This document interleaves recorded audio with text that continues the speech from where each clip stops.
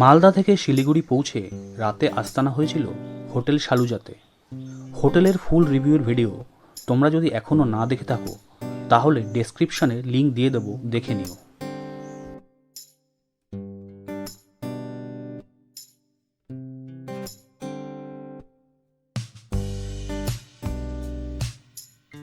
সকালবেলায় হোটেল থেকে রেডি হয়ে বেরিয়ে বিধান মার্কেটে নিউ কল্পনা কেবিনে বাটার টোস্ট আর চা দিয়ে দিনটা শুরু করলাম। তারপর বেরিয়ে পড়লাম আজকের গন্তব্যের উদ্দেশ্যে। থাম্বনেল দেখে তোমরা অলরেডি বুঝেই গেছো কোথায় যাচ্ছি, তবে আমার ইমিডিয়েট ডেস্টিনেশন দুধিয়া। তাহলে চলো, যেতে যেতে কথা হবে আর আমার সঙ্গে থাকো। তবে তোমরা যদি চ্যানেলটিকে এখনও সাবস্ক্রাইব করে না থাকো তাহলে এখনই সাবস্ক্রাইব করে নাও, যাতে ঘরে বসে বিভিন্ন জায়গার ঘোরার গুরুত্বপূর্ণ ইনফরমেশনগুলি পেতে পারো। আর ভিডিওর শেষে আমি আমার সম্পূর্ণ জার্নি রুট ম্যাপ দিয়ে দেব, আর তার সাথে বিভিন্ন গাড়ির তথ্য। একটু এগোতেই শুরু হয়ে গেল উত্তরবঙ্গের সেই পরিচিত ফ্লেভার।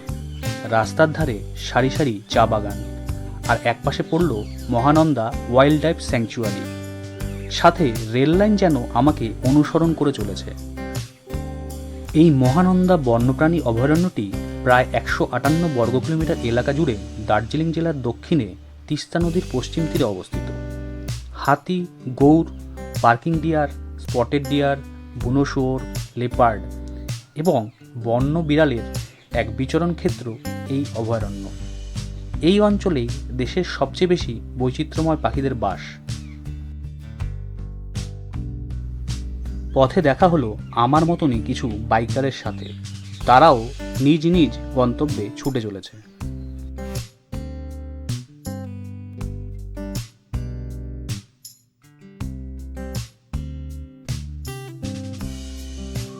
এই পথে রাইডের অভিজ্ঞতা এক কথায় অনন্য।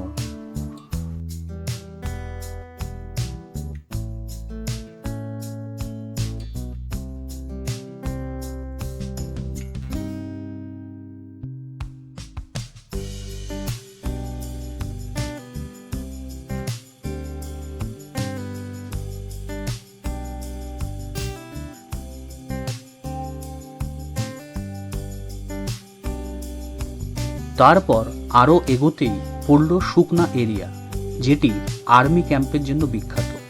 শুকনা টয় ট্রেন স্টেশন থেকে মাত্র কয়েক পা এগোলেই আছে শুকনা বনবাংলো। চাইলে এখানে রাত্রিবাসও করতে পারো, তবে বন দপ্তরের বিশেষ অনুমতি প্রয়োজন।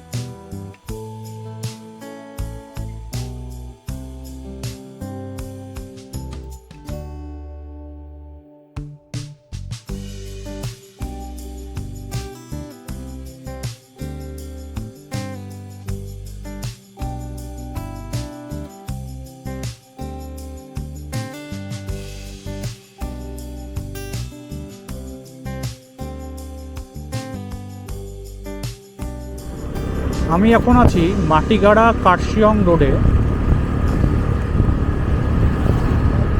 এখান থেকে আমি দুধিয়া যাব। এরপর কিছুটা এগিয়ে রোহিণী রোডে না গিয়ে আমি নিলাম মিরিক রোড বা ঋষি রোডটি, আর পৌঁছে গেলাম দুধিয়া বাজার এলাকায়।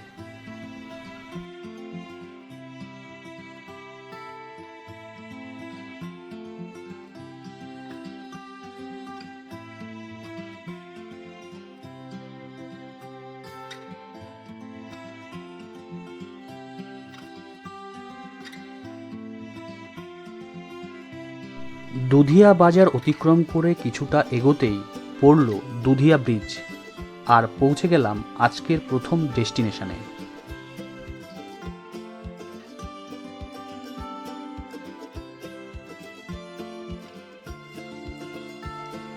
ওপরে দুধিয়া ব্রিজ আর নিচ দিয়ে তীর তীর করে বয়ে চলেছে বালাসন নদী। এই এলাকার সৌন্দর্য দেখে একবার থমকে দাঁড়াতেই হয়।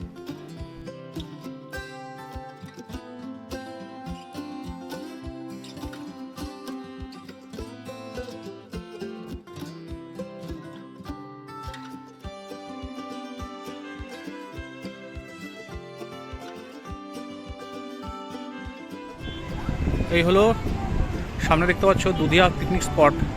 এখানে অনেকে পিকনিক করছে। সামনে অপরূপ দৃশ্য। কিছুটা সময় কাটিয়ে এরপর আবার এগিয়ে চললাম পরবর্তী গন্তব্যের দিকে।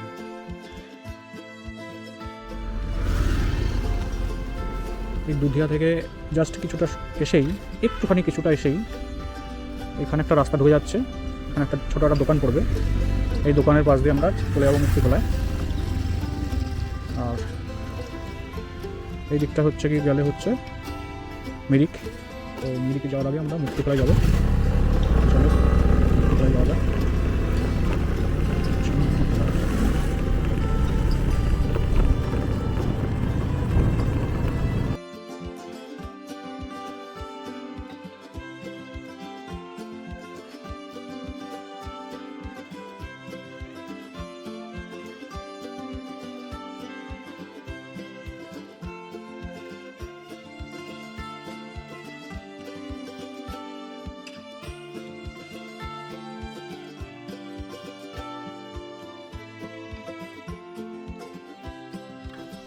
অবশেষে পৌঁছে গেলাম মুক্তিখোলায় মিনি ওয়াটারফলের কাছে।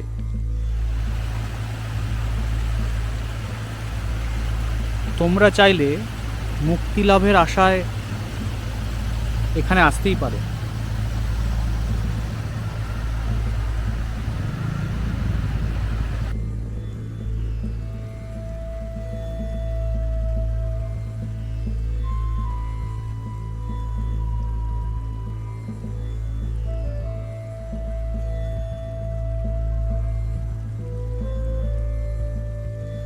এখানে বৌদ্ধ মঠের আদলে একটি শিব মন্দির আছে। আর শীতের সময় এই ছোট্ট ধারার জলের পরিমাণ কম থাকলেও বর্ষা অথবা বর্ষার শেষে এর রূপ হয় ভয়ঙ্কর সুন্দর।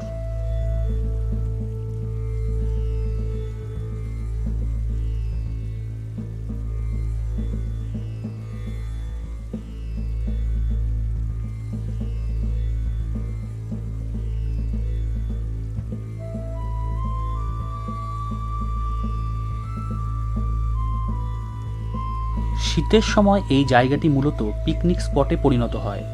তবে পরিবেশের দিকটিও মাথায় রেখে পরিবেশটাকে পরিষ্কার পরিচ্ছন্ন রাখা উচিত।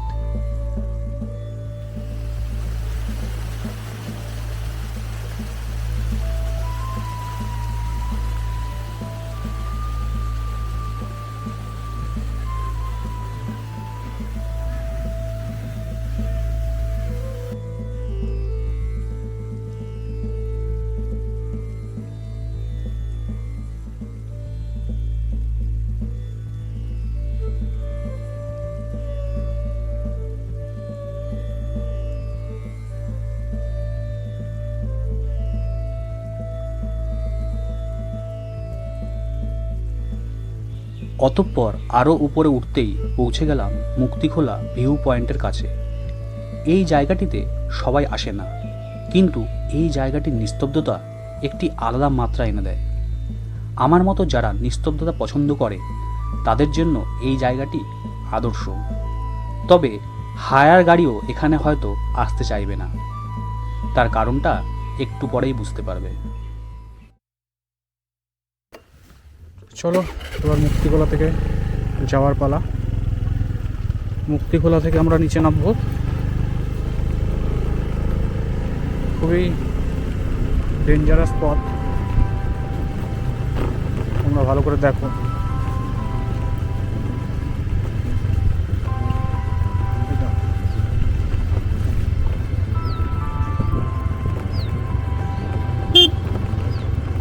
খুবই সাবধানে গাড়ি চালিয়ে নামতে হবে। চালানোর কিছু নেই, জাস্ট স্পিডটাকে কন্ট্রোল করা।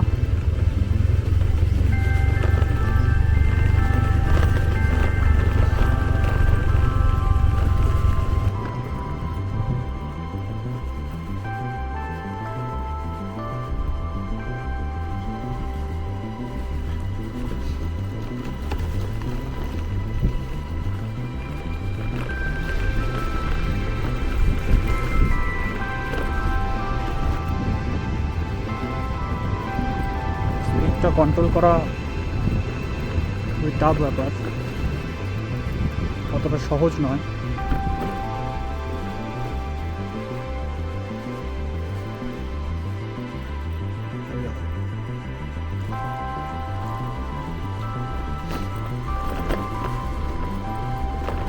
ব্যালেন্স রাখতে হবে ঠিকঠাকভাবে, তার সাথে এরকমই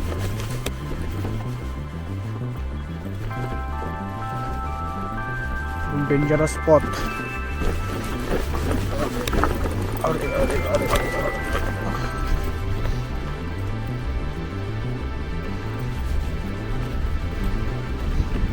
যারা ড্রাইভিং ঠিক মতো পারো না বা অতটা পাহাড়ে চালানোর অভিজ্ঞতা নেই, তাদের বলবো এই জায়গাটা অ্যাভয়েড করাই বেটার। অন্তত এইটুকু মিনি ওয়াটারফল পর্যন্ত আসতে পারো, তারপরে আসাটা ঠিক হবে না।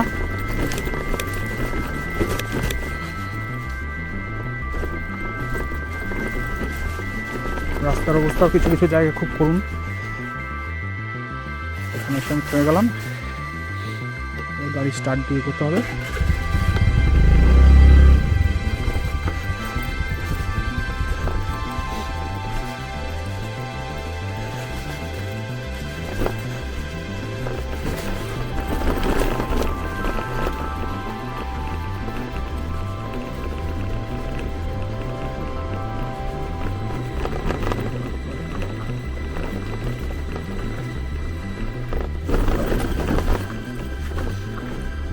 বুঝতেই পারছো এমন জায়গা, এখানের জন্য ভালো অফরোডিং বাইক না হলে মুশকিল। ভালো অফরোডিংয়ের বাইক দরকার, হিমালয়া এইরকম, তাহলে ঠিক হবে।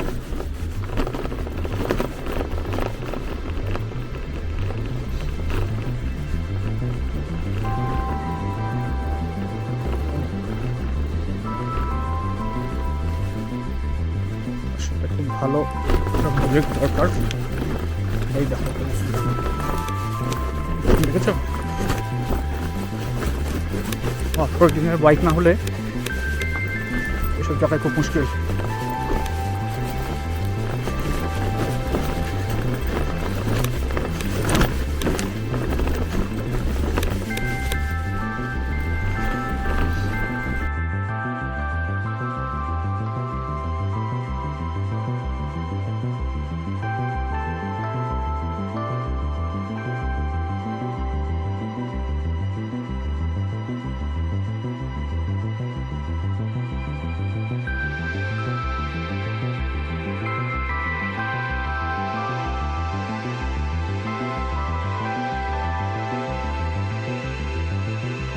মুক্তিখোলার শিব মন্দিরের একটু ওপরেই এই অ্যাডভেঞ্চার ক্যাম্পটি, চাইলে এখানেও রাত্রিবাস করতে পারো।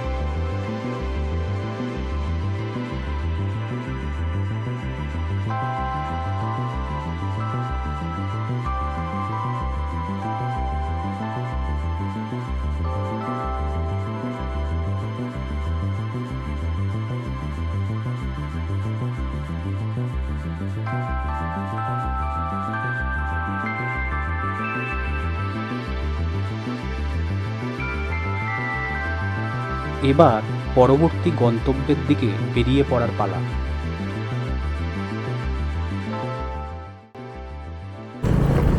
মাঝে মাঝে এনাদের সাথে দেখা হবে, দেখো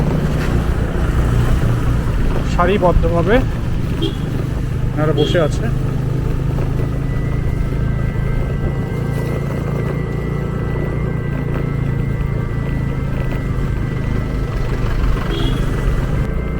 যত উপরে উঠছি ঠান্ডাটা তত বাড়ছে, আর সেটা অনুভব করতে পারছি। অসাম একটা ভিউ।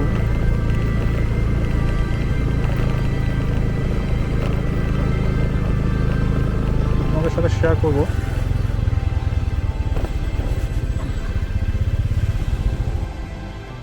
মিরিক যাওয়ার পথে এই অসম্ভব সুন্দর একটা জায়গায় এসে উপস্থিত হলাম। ভিউটা দেখো, এখানে লোকাল কমলালেবু বিক্রি হচ্ছে।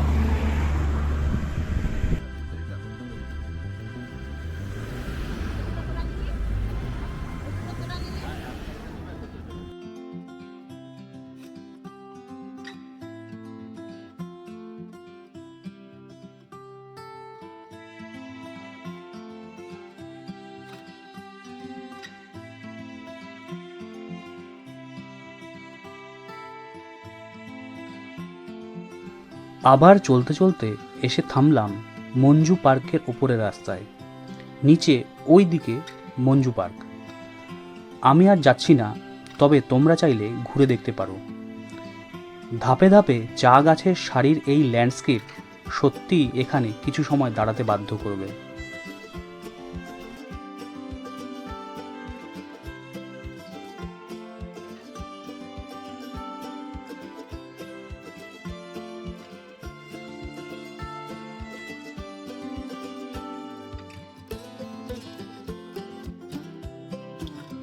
এই পথের সৌন্দর্য এমনই যে বারংবার দাঁড়াতে বাধ্য করাবে।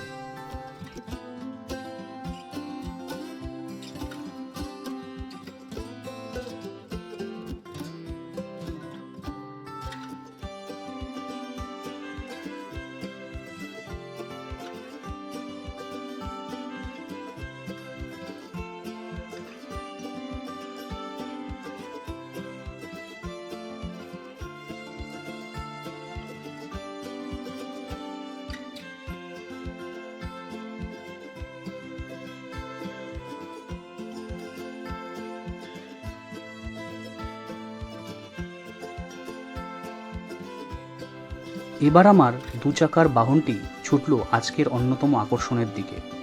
হ্যাঁ, পৌঁছে গেলাম টিংলিং ভিউ পয়েন্টে, যেখানকার রূপের বর্ণনা দেওয়া সত্যিই কঠিন। তোমরা নিজের চোখেই দেখে নাও।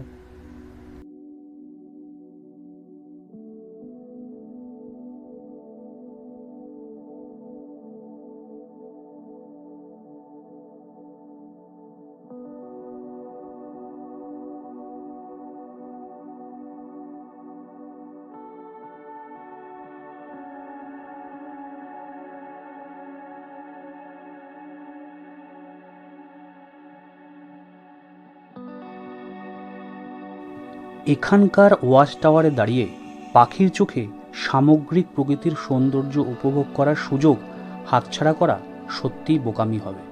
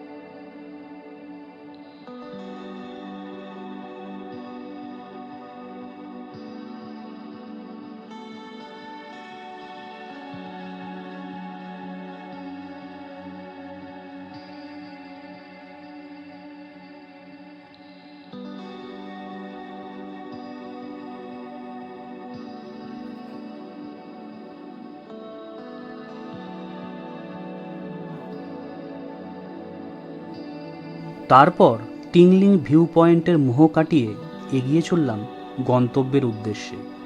পথে দেখে নিলাম মনোমুগ্ধকর সৌরেনী টি এস্টেট। তবে বর্ষায় এর সতেজতা থাকে চোখ ধাঁধানো।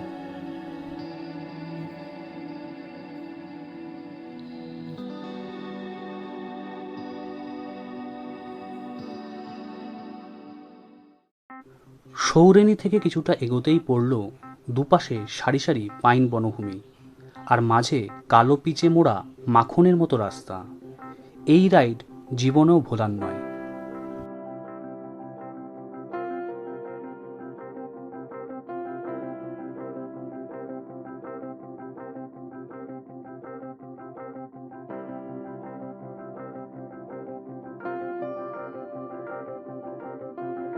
তারপর এসে পৌঁছালাম মিরিক লেকে ঢোকার আগের মোড়ে।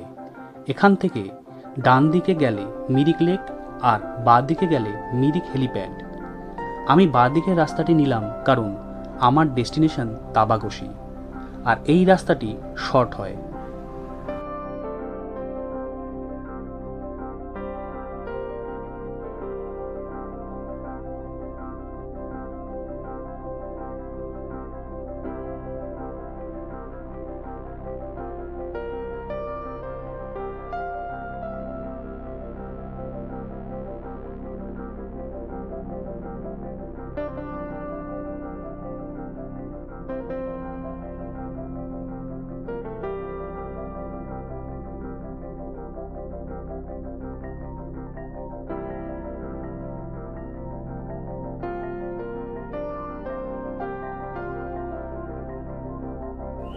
কিছু দূর এগোতেই এসে পৌঁছালাম থারবোর টি এস্টেটের সামনে, যেখান থেকে ডান দিকে বাঁক নিয়ে 5 কিমি রাইড করে পৌঁছাতে হবে তাবাকশি।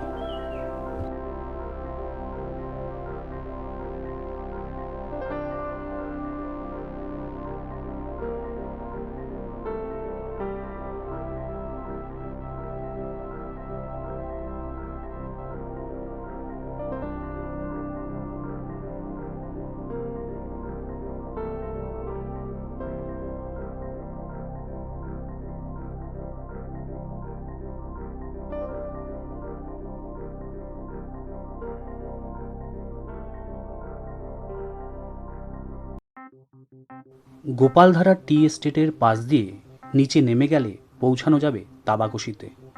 পরবর্তী ভিডিওগুলিতে আমার চোখে তাবাকশির সৌন্দর্য তোমাদের কাছে তুলে ধরব।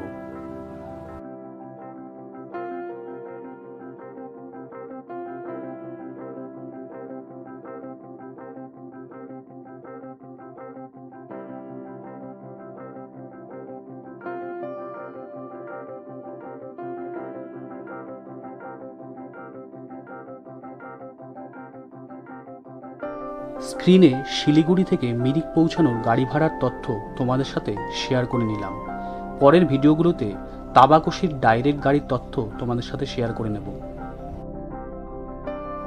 অবশেষে পৌঁছে গেলাম পরবর্তী 2 দিনের জন্য আমার আস্তানা যেখানে, সেই জায়গায়। যাবার সাথে সাথে সুধনজি আমার লাগেজ আমার কটেজে পৌঁছে দিল, আর পলিজি আমাকে একটি উষ্ণ অভ্যর্থনা দিল। আর তারপর যা দেখলাম তা সারা জীবনের পাথেয়।